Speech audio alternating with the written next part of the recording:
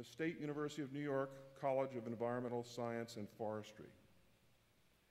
We have two outstanding speakers, panelists today. Our first speaker will be Chief Irving Powless, Jr. Chief Powless has been the leader of the Onondaga Nation Beaver Clan for over 35 years.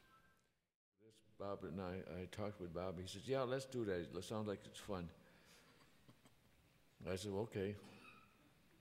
So I said, well, so I started thinking about, well, how are we going to do this? You know, I said, well, 400 years of history in one evening. Well, how do we do that?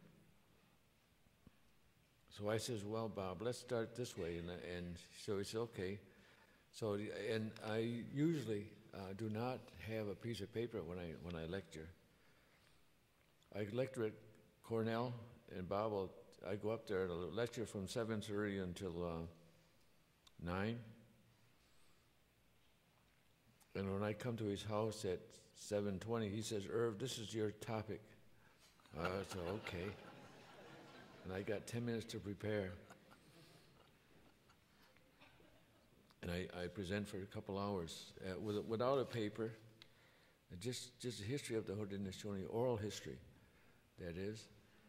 And so I'd like to give you, so as we talked about this, I said, well, let's make a presentation about our meetings and what happens when him and I sit down.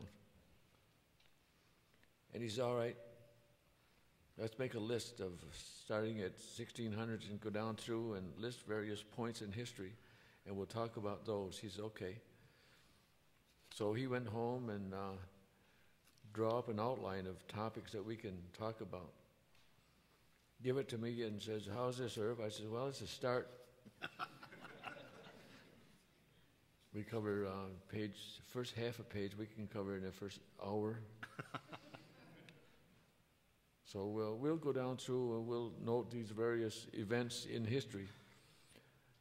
But to start off with, I want to tell you what happened or why we were picked to do this. My wife and I were sitting at having lunch one day. There's a knock on the door. I said, come in, and Bob Venables walked into my house. He introduced himself and told me he was a history teacher at Oswego. And I said, well, sit down. That's it. Let's talk about history. And so this was the first meeting of 36 years of meetings. We've been sitting together for 36 years, talking about what has happened in the state of New York with the state officials and the Haudenosaunee leaders. And he says, so I says, well, tell me about your history. So he started telling me about the history, and I said, no, that's wrong. He said, what do you mean that's wrong? I said, it's not the right history. Let me tell you what the history is like. So I tell him what the history was like, and he says, never heard of that. And I says, well, that's our history, Bob. This is how we think, this is what we say, and this is the way history is according to us. So from that meeting, he went back to Oswego, took in these books, checked out, done some research, and found out that what I was saying in my oral history was recorded in the archives of the state of New York's literature, research, historians had written. And I said, wow, we got to talk some more. I like this idea because right now I'm, my father and I sat for years talking about history, treaties and so forth. Then I sat in the council, as Dick said, I was there for 35 years. I've been sitting there. And when the elders are telling me about treaty obligations and so forth, I said, well, let me look these up. So I went to the library, and in a cabinet that was locked, I found the treaties. They wouldn't let me take them out. They just let me look at them. So I talked to a friend of mine, and I says, look, there's treaties out there somewhere. I need copies of them. So my friend went to various libraries, and finally I started getting a collection of papers. And then I read the treaties, and I said, wow, these treaties are nowhere near what my elders are telling me. So I went to the Longhouse at Onondaga, and I says, these treaty obligations that you've been telling me all of these years are not written down that way in the treaties. They're not. I said, no, did you ever read these? Nope. I said, well, let me read these to you. And so I read the treaties, and he says, wow, that ain't right. I said, well, yeah, that's true. I said, so we have to do something about this. And they said, right. What do we do? I said, well, we're going to have to educate the people about the true history of the Haudenosaunee state of New York. So again, this started my voyage to the various colleges and universities. And his voyage from Oswego to my place. And so for 36 years, we've been sitting here discussing the history of the state of New York from my point of view and his point of view. And funny too, because he would say, well, this is the way the history is, Irv. And I said, no, that's incorrect. This is the way it is. And he says, no, that's not right. So we'd argue back and forth. And then he would go back and he would check his books. He'd come back. He's, Irv, he says, you're right. Which made me feel pretty good. And then we got into the real nitty-gritty of history. And he started changing his history from what was written to the oral history of the Onondagas and the Haudenosaunee. And this was to the delight of Oswego. They were so delighted that they fired him. And then he went down to New York. He worked with the Smithsonian Institute down there and continued on with its education and the history of the Haudenosaunee according to Irv Powys. This, of course, was delighted by them also, so they fired him from there, John.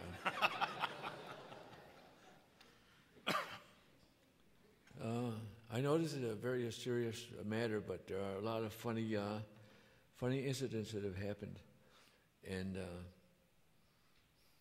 so we'll be telling those as we go through. And we have a picture of him and I, or I have a picture of him and I. That I asked for, and he sent to me a couple of weeks ago. At Cornell, they set up a resident hall for Native students, and he wanted to integrate Natives and students that were going to Cornell. So they had a big project going. They built this resident hall. They gave it a Mohawk name, Oswego or something like that. They did it in a theme of treaty belts, purple and white. And they invited me down there to help with the opening of this residence hall. And Cornell, in all their wisdom, decided I could give 300 years of history to those that were there in 3 minutes. So I had 3 minutes to prepare this, and we have, in front of this, where we were, was a big oak tree. And for the event, Bob had dressed up as Thomas Jefferson. So he had his coat, tails, his white shirt, knickers and white socks, buckled shoes. And of course, I was there in my full regalia, feathers, beadwork, moccasins, and so forth. And we stood underneath the spreading oak tree and had our picture taken. And I said to Bob later, I said, well, it looks like Ganasatago was talking to Thomas Jefferson under the spreading oak tree. It's a terrific picture, but it takes, though it was only taken a few years ago, it's a reflection of back 300-400 years ago when our leaders were meeting with the founding fathers of the Constitution of the United States. Anyway, I know I keep telling these sad stories that are kind of funny because my friend here says, well, you sure taught me a lot. And he says, I keep telling people these things. I keep getting fired. I'll tell you something else. In 1966, as a spokesman for the Onondaga Nation against the state of New York Taxation Department, I was out speaking on behalf of the nation and our status as non-taxable people. I know that we have, in our territory anyway, we've always had freedom of speech. And this became part of your Bill of Rights and your Constitution of the United States, where you have freedom of speech. And so I felt very confident, that I could go out there and I could speak on behalf of the Onondaga Nation, because it's my privilege and my right to be able to do this. So that's what I was doing. Bob was sitting with me. He came in 1970, after I'd been through this time period. But IRS didn't like what I was saying, I guess. IRS, as I understand it, periodically or at random, will pick names out and audit your income tax returns. Is that correct? I was randomly picked 8 years in a row. I filed in April. I got my return back in November. Now, this happened way back in the 60s. And so a couple of weeks ago, Bob and I were sitting there talking, and we went back to the 60s, and I was telling him about what happened to me when I was speaking for and on behalf of the Onondagas on taxation. He says, do you know that I was randomly picked also? I said, you were? He said, yeah, the IRS came after me. He says, they audited my income tax. So freedom of speech is okay, I guess, as long as you're saying the same thing that's going on in Washington, D.C. I tell you that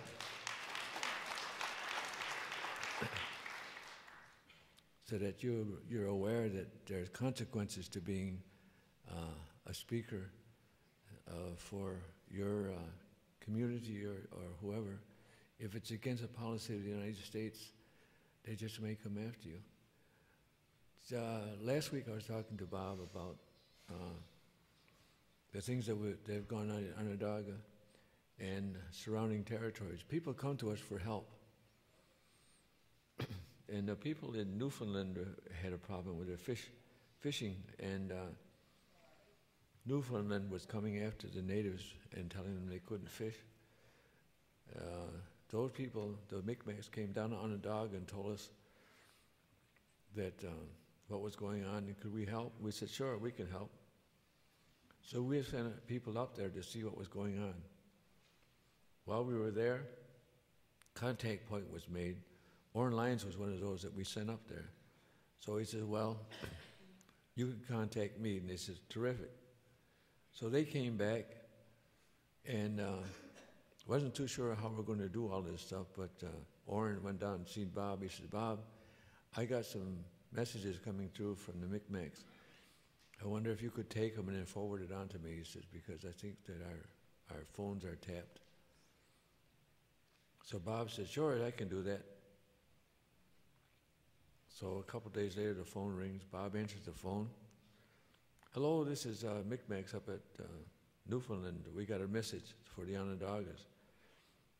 So Bob said, all right, give me the message. So he took the message, And then he had a number to call. I think it was Orange number. Dial the number, and he gets all kinds of noises on the phone. And finally some guy says, "Hello, this is Station 6. And Bob says, "Well, you better keep quiet about Station 6 if you want to hear what the message is." So Bob gave him the message, and he just didn't understand what the message was or what it meant. He said, "I hope Orrin got it." I said, "I haven't seen Orrin since Bob told me this to see whether he ever got the message, but our phones were tapped."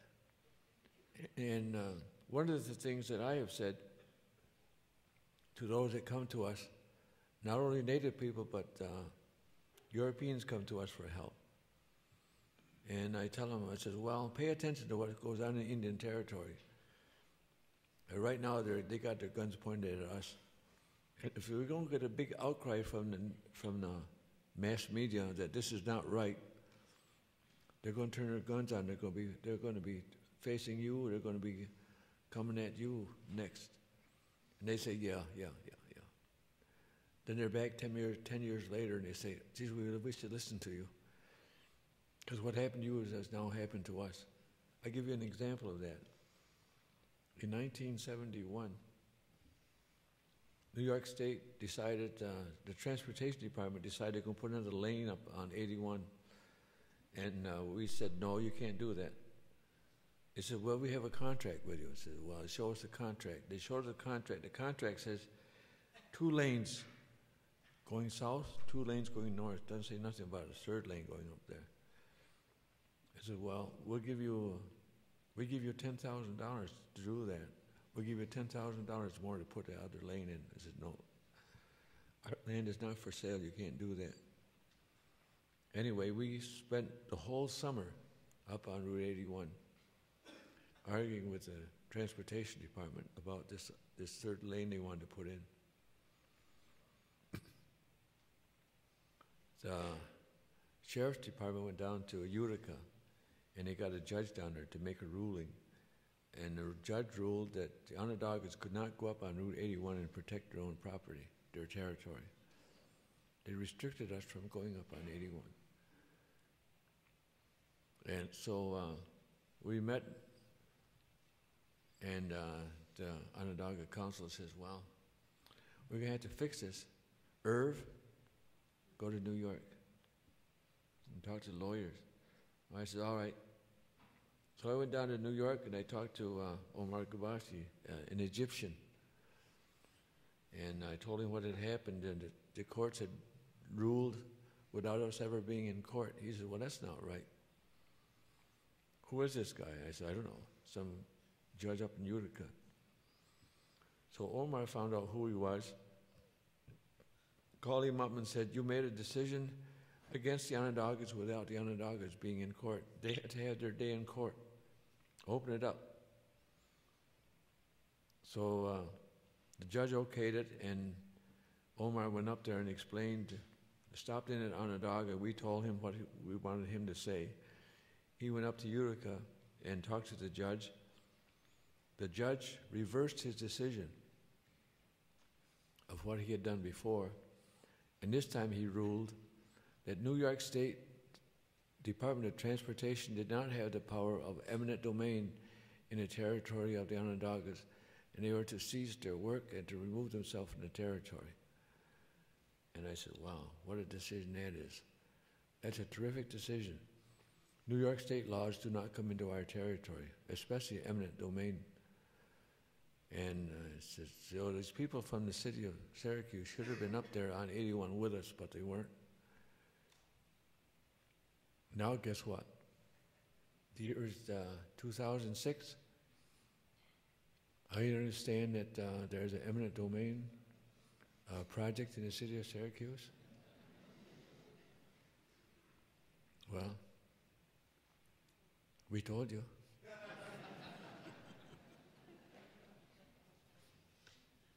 Anyway, for this first half a page here, I'm going to turn this over to Bob Venables and let him go down, because this guy, I've listened to him talk, As I said, for the last 36 years, he just it amazed me on the figures and the information that he has, and he tells about history. And I want you to know that what you're going to hear tonight is something that you haven't heard before, probably haven't read about. You only read about it if you're doing research, or you know what books to find, or he gives you a list of books. Says, look at these things. We got people like Bob Venables and Larry Hutman, who have written about what has happened to the Haudenosaunee and the relationship with the state of New York. Larry's last book is Conspiracy of Interests. Conspiracy of Interest, and he explains how the state of New York intimidated and coerced the various nations of the Haudenosaunee to make treaties and give up their land. So-called treaties, because the Constitution of the United States says they can't do that. Anyway, I'll turn it over to Bob and let him come down through various historical points, whereas the state of New York and the Haudenosaunee or the Onondagas met and discussed various issues. Thank you, Irv.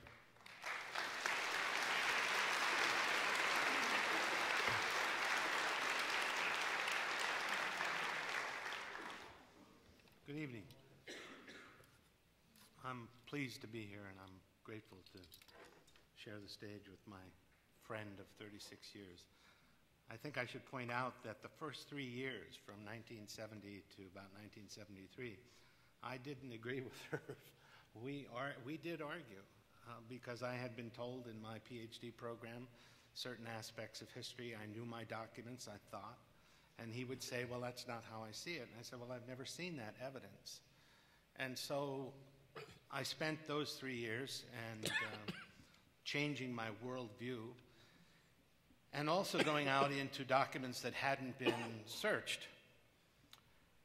And I came to the conclusion that what has happened is selective history on the part of the white males who dominate the writing of history. They don't study all the documents. They don't study the complete Constitutional Convention.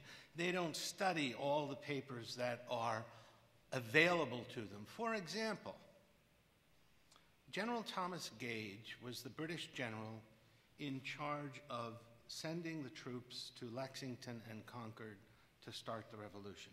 He is the British general that sent the troops up Bunker Hill. Stationed in Boston during the American Revolution, since 1763, he had also been in charge of American Indian affairs, both in the southern colonies and the northern colonies. He had extensive correspondence with Superintendent Sir William Johnson in New York. And during the American Revolution, when they lost Boston, General Gage packed up his papers, tied them with red tape, which is the expression we get, cutting through the red tape, tied them up with red tape, and shipped them back to England. Scholars read those papers as they related to the political factions of patriots and loyalists and neutrals of the white persuasion. I was the first scholar to look at the papers that he wrote on American Indians. And we would unwrap now faded packs of documents, the curators and I, these faded ribbons, these faded red tapes. We'd open them up, and we'd open up the documents. Now, in the 18th century, one of the ways you blotted your letter was you sprinkled sand on it, and then you knocked the sand off, and the sand fell off the page, and that blotted the ink. But after more than 2 centuries, tiny grains of sand had still stuck to the ink back in the 1760s and 1770s. But now, when I was reading them in the 20th century, this sand was no longer adhering to the ink. And at the end of every day of going through these documents, I had a little pile of 18th century sand at the end of my desk. And the curator knew I was interested in the red tape. He says, "You want one of those red tapes?" I said, "Oh, yeah." So I have that red tape. All right, now look, if this guy is in charge of Indian affairs in the 1760s and the 1770s, he's the British official reporting to the Crown. If we haven't read his papers, what haven't we read? And every time Irv would say something, I would say, "Well, I don't understand that, but I will keep looking." And I remember one time in the early 70s, he told me something. He said, "This is what we think." I said, "Irv, I couldn't testify to that in court." But in 1977, I found what he was looking for. And I was really excited because I believed him that his viewpoint was valid.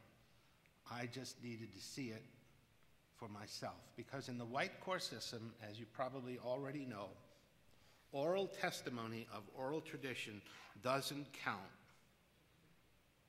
unless you can back it up with documentary evidence, P.S., written by white people.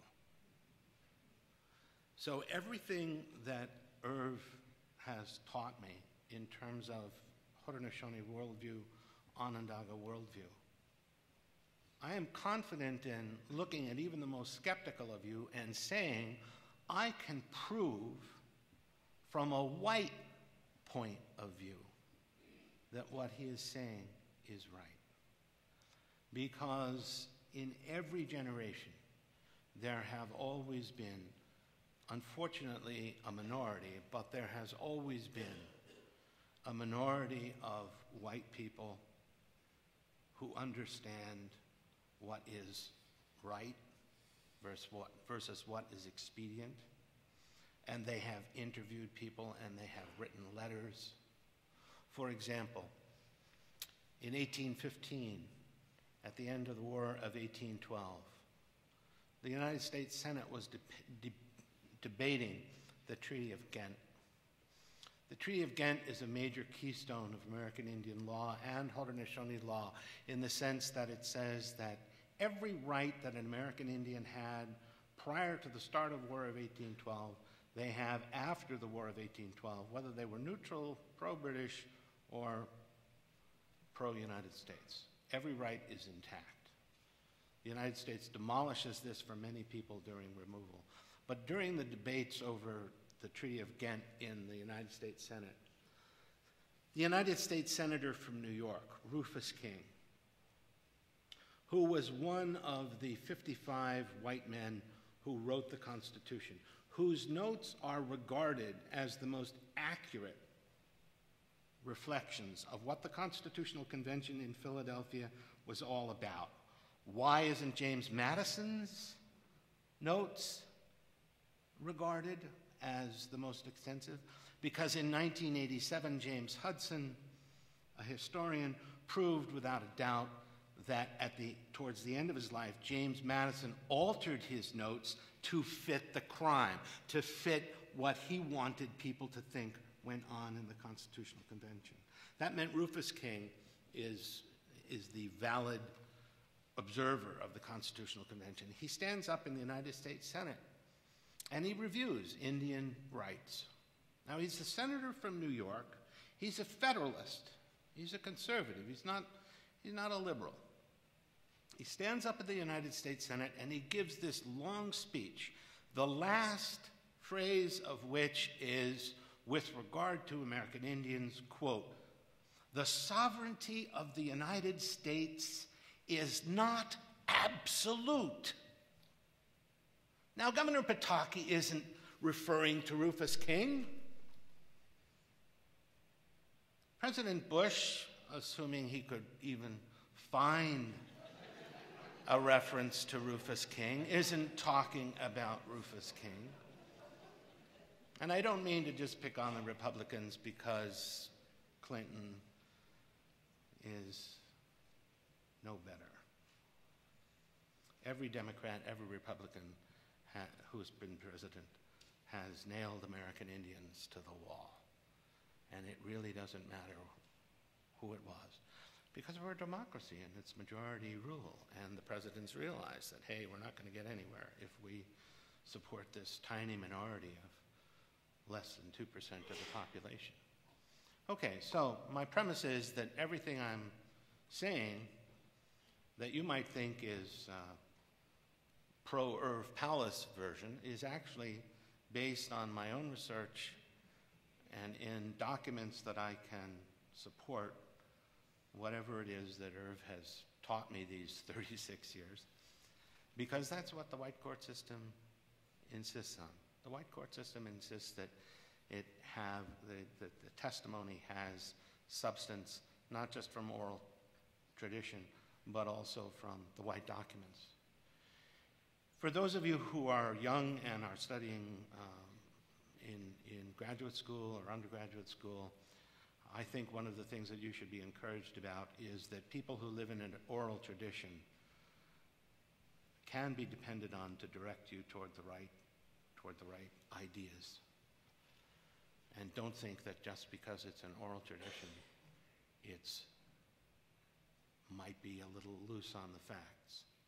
Also, you should use James Madison, who later becomes president, you should use James Madison as an evidence that the documents aren't always telling the truth either. That you can alter the documents, or you can release them and pretend that it's a breach of national security. See, it depends on who's sitting in the chair. Well, okay, here we go. This is the dates. These are the dates that you've got to remember. Are you ready? Here we go. 1142, 1492, 1524, 1613, 1677, 1744, 1768, 1784, 1794. Thank you very much. That's all you need to know. If you know those dates, you've got it nailed. Let's go back. 1142 is, of course, pre-European contact, but it is the founding of the Confederacy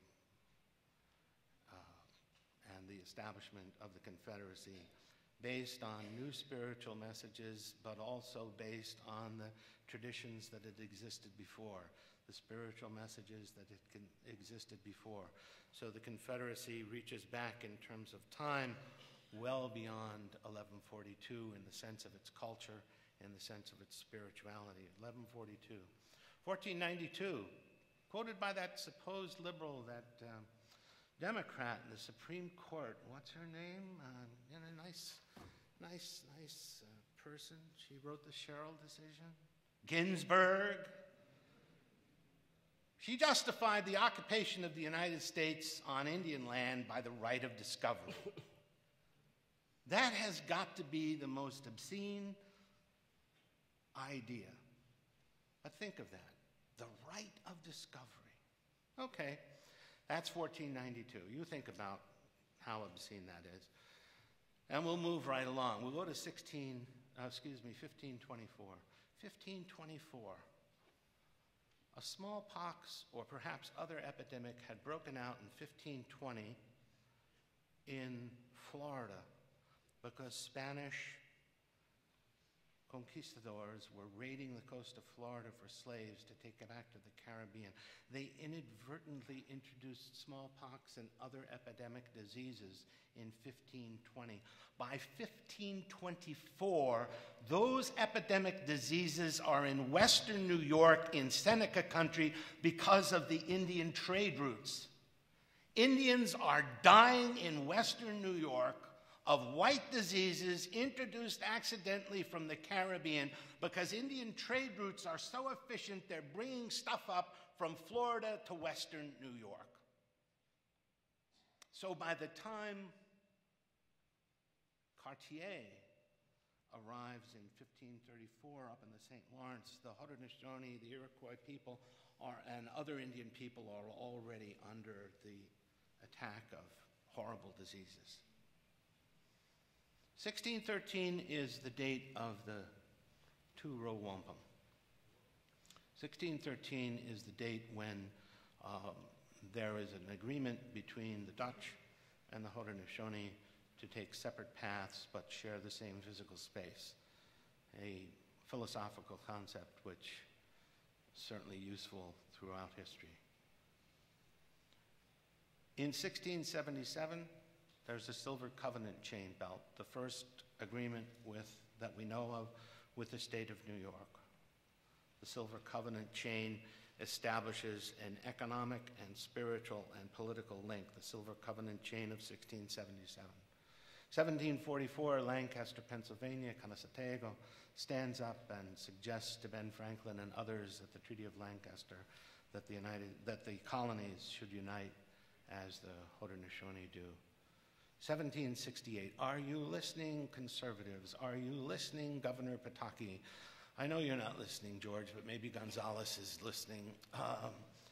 In 1768, the colonial government of the British under Sir William Johnson, that was responsible for Indian affairs, reported to Gage, who's coordinating all of this, and he's going to report back to the Crown in London, that they're going to establish a treaty called the First Treaty of Fort Stanwix, 1768, with the specific goal of separating the Haudenosaunee from the state of New York and establishing the western boundary. Are you listening, Governor Pataki? The western boundary of the colony of New York.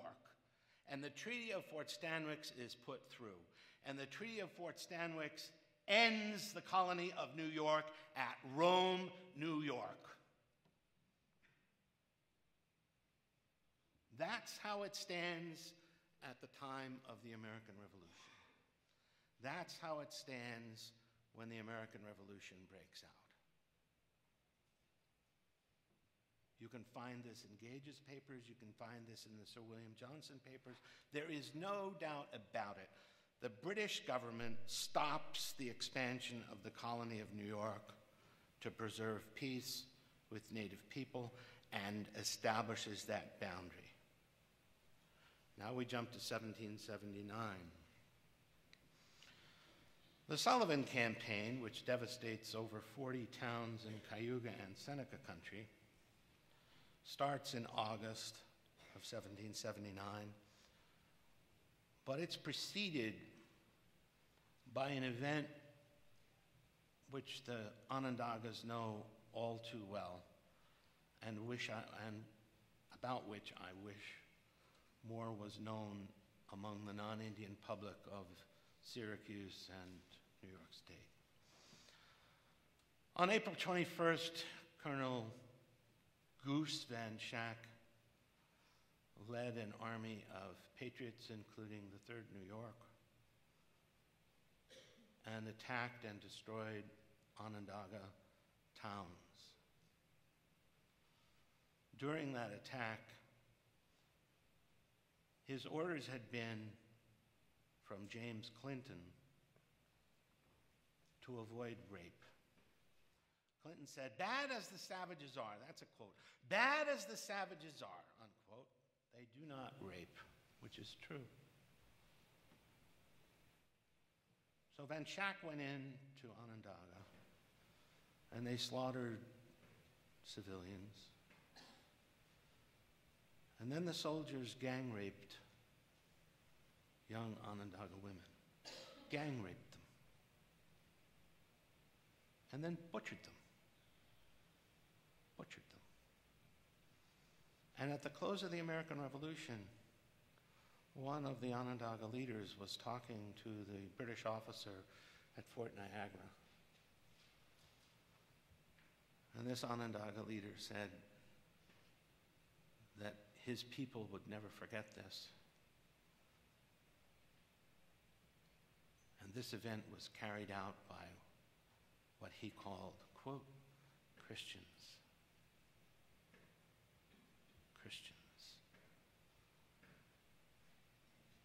Militant Christianity has a cruel, cruel history, and you do not have to go to the Middle East and study the Crusades to find out how militant Christianity can be brutally cruel, because the Van Schack campaign demonstrates that. The Sullivan Campaign demonstrates that. 1784, Treaty of Fort Stanwix ends the war between the Haudenosaunee and the United States because the United States can't afford to continue the war. The revolution is over, but the Revolution Treaty, the Treaty of Paris, is made only between the subjects of the Crown, George III, and the citizens of the United States. And in 1784, Native people are not citizens of the United States. They're not in the treaty at all. 1794, after a whole series of interesting legislation and negotiations, not the least of which are illegal negotiations carried out by, hello, Governor Pataki, the state of New York, the Treaty of Canandaigua is passed. In negotiations with the Haudenosaunee, the George Washington government makes a treaty in which the obligations of both sides are mutual, and the resolution of conflict will be conducted between the Haudenosaunee and the President of the United States or his representative. It is a mutual treaty. That's what you need to know quickly. And there are a lot of gaps in that, and I hope during the question and answer session, if you feel that you would like to fill in some of those gaps or more of those details, we only have a short amount of time, but I wanted to go over those at least crucial points. And I see Irv has something that relates to 1613, so. Before we go there, though, I'd like to go back to 1142. Oh, okay. With the formation of the Confederacy. Confederacy is the word that's used today, and it's used by the English after the United States Constitution came into effect, and history gets written down in the words of that day, when the five nations, the Mohawks, the Oneidas, Onondagas, the Hugues, and the Senecas came together in 1142. We did not form a confederacy. We formed the Haudenosaunee. There is no Onondaga word for confederacy. But we formed a union of five nations together and pledged that we would live from this day forward in peace. And this we have done.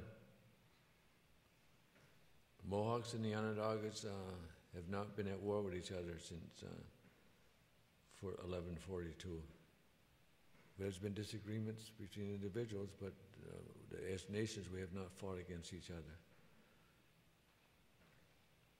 There's much to be learned on how we as a people can learn to coexist from our elders. And so when the Europeans came over into our territory in the dates that Bob mentioned and settled, they came into what is now known as New York. They came up the Hudson River, settled in what is now Albany, Rensselaer, Troy, New Amsterdam, Rotterdam. Wonder where they're getting these names from. These were the Dutch people that were coming up into our territory. They came into our territory,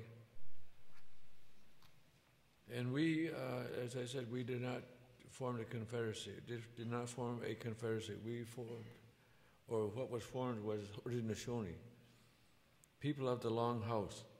Our house extended from Mohawk territory into Seneca territory. Each one of us with our own little rooms in the house. And in the center of this house was the Onondagas, the fire keepers of this long house. We still are the fire keepers of the Haudenosaunee. When all of the nations meet together to discuss issues, they meet at Onondaga, at the Longhouse of the Onondagas. We watched as these people came into our territory, or the Mohawks did, wondered who they were and what they were doing in our house.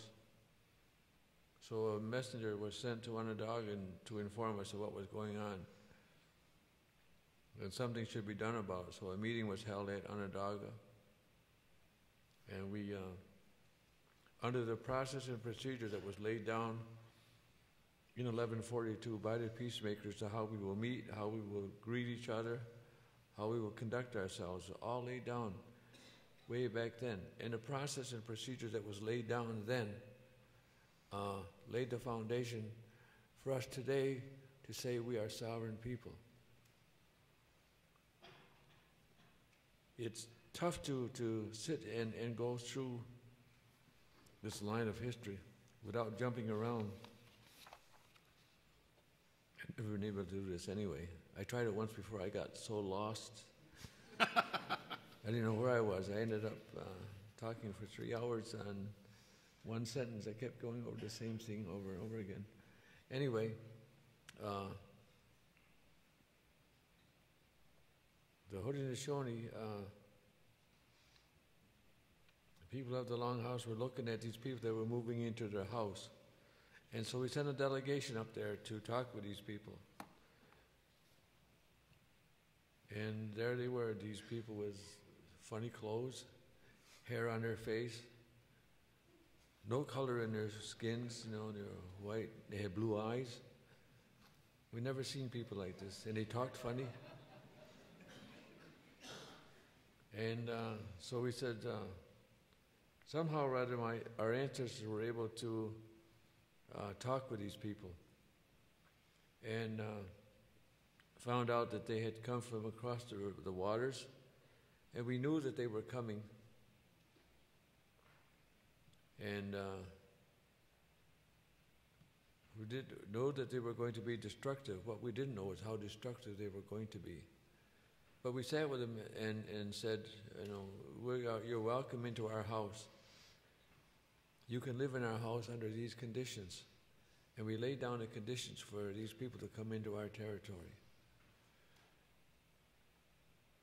I don't know how many days we sat there and talked about how this would be, but we agreed that we would coexist, we would live together, respecting each other as people. As we knew that these individuals were people because they walked around like us. They spoke in a language we didn't understand, but they had their ways. They had their leaders. We had our leaders, so we said, well, we can live together. And this is how we will live together. We set down rules and regulations for that, of coexisting. And while this is going on, various topics are discussed. And since they had come up the Hudson River in a ship with big sails on it, and we were paddling around in a canoe, and they had guns, they had iron kettles, we had buckets made out of bark, they had silver buckles, we had deerskin, and hadn't got into metal yet. And so, because they thought that they were superior, they said, well, we will meet, and you'll refer to us as father, and we'll call you son. And we said, no, that's not too good. We know what fathers can do to sons, so it has to be different than this one. From this day forward, we will call each other brother. So that was agreed upon. So when we met, we referred to each other as brothers.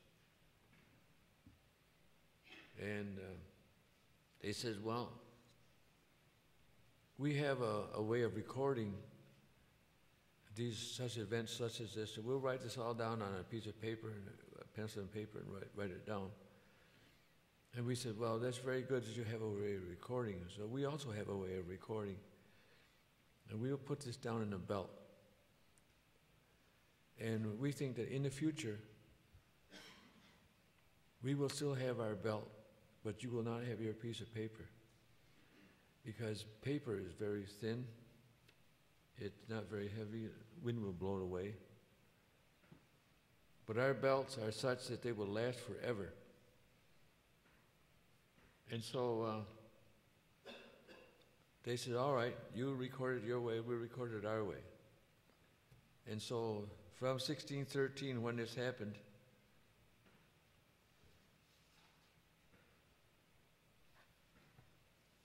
I can show you our record of that event.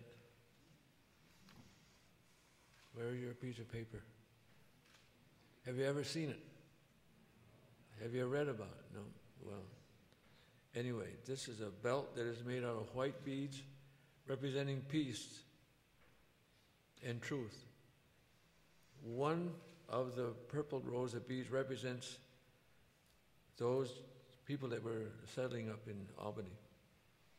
Represents their boat, their sail, their government, their religions, and so forth. The other row of beads represents the Haudenosaunee in their canoe, their leaders, their governments, and their way of life.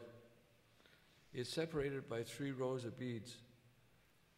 The 3 rows of beads are peace and friendship, or peace, friendship, and the 3rd row is forever. And not sure as how these people are going to understand forever. Our ancestors said, we'll explain forever to you. This agreement that we're going to live by will last as long as the grass is green, as long as the water flows downhill, and as long as the sun rises in the east and sets in the west. I know driving around today, I noticed that the grass is still green. The sun came up on the east this morning and it's setting in the west at 7:30 this evening. So this agreement is still in effect.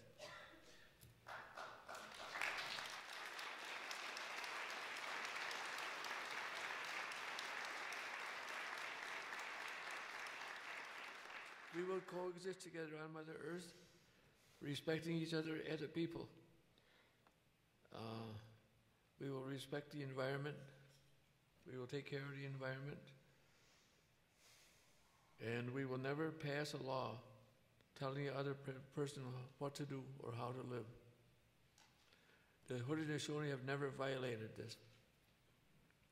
We have never told the European people that in our territory how they should live or where they could go, where they couldn't do, or what their religion should be.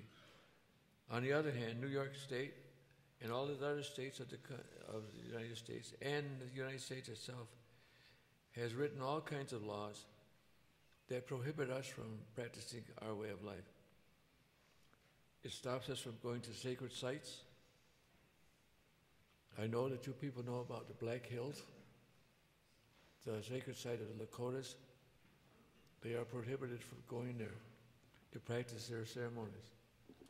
And that's a violation of this concept and this idea.